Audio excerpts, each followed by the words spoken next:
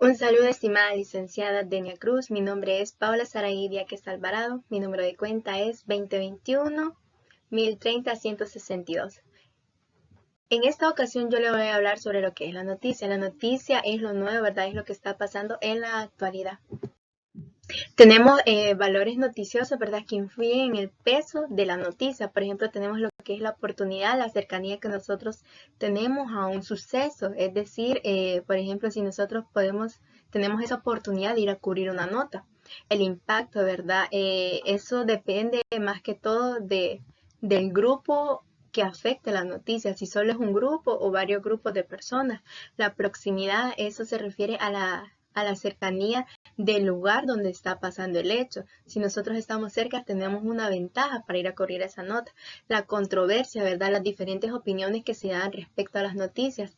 La prominencia habla también sobre si la persona que está en la noticia es una persona de alto prestigio, ¿verdad? Por ejemplo, un presidente, la reina Isabel. La actualidad, ¿verdad? Se refiere más que todo a si es un suceso nuevo respecto a tiempo, ¿verdad? O si es algo como un caso antiguo. Por ejemplo, tenemos el caso del joven Kevin Solórzano. La extrañeza, ¿verdad? Se refiere más que todo a una extrañeza en el aspecto de si es insólito o no. Tipos de noticias.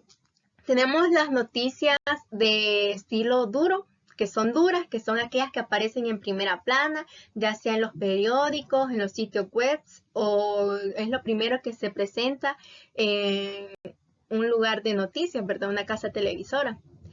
Por ejemplo, podría ser que noticias de estilo político, podría ser la guerra, sobre también lo que está pasando en la actualidad, que es sobre el aumento del combustible, las rebajas del combustible, etcétera. Y las noticias blandas son aquellas que más que todo son como una opinión de alguien, ¿verdad? Es como de interés humano. Por ejemplo, tenemos lo que sería la historia de algún futbolista o de algún influencer. Todo eso serían como noticias blandas. ¿De dónde vienen las noticias? Se dice que los periodistas encuentran las noticias en sitios de toda índole, pero la mayoría de ellas se origina en alguna de estas tres formas básicas, ¿verdad? Que serían los sucesos que ocurren de forma natural, como desastres, accidentes, volcanes, por ejemplo, terremotos, como el terremoto que acaba de pasar. Actividades planeadas como reuniones, y conferencias de noticias, ¿verdad? Este año pues tuvimos el ejemplo de la toma de posesión de Xiomara Castro o hallazgos o resultados del esfuerzo personal de los reporteros. También viene lo que es el papel del periodista, que se dice que a diferencia de la propagandista o de un divulgador de chismes, el periodista selecciona sus noticias entre la información disponible y determina en qué medida son valiosas y fiables.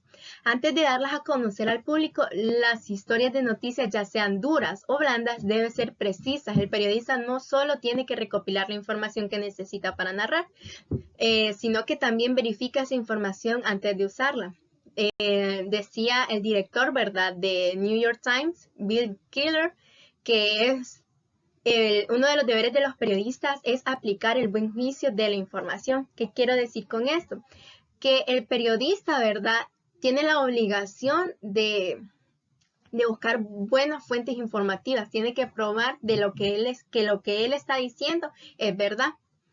En cambio, una persona farandulera, pues de repente puede decir, impartir alguna información que de repente no está 100% comprobada. Esa es la diferencia de la ética y el profesionalismo del periodista.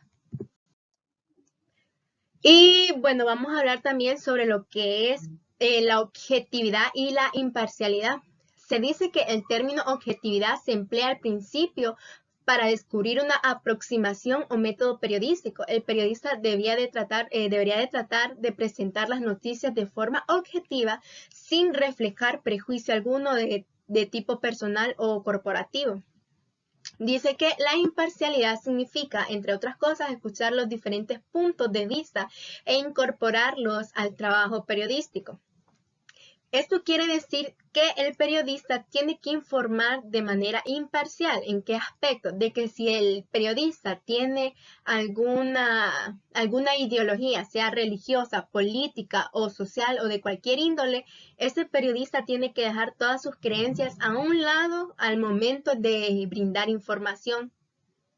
Y pues eso sería más que todo la exposición del día de hoy. Pues le agradezco su atención y pues muchísimas gracias.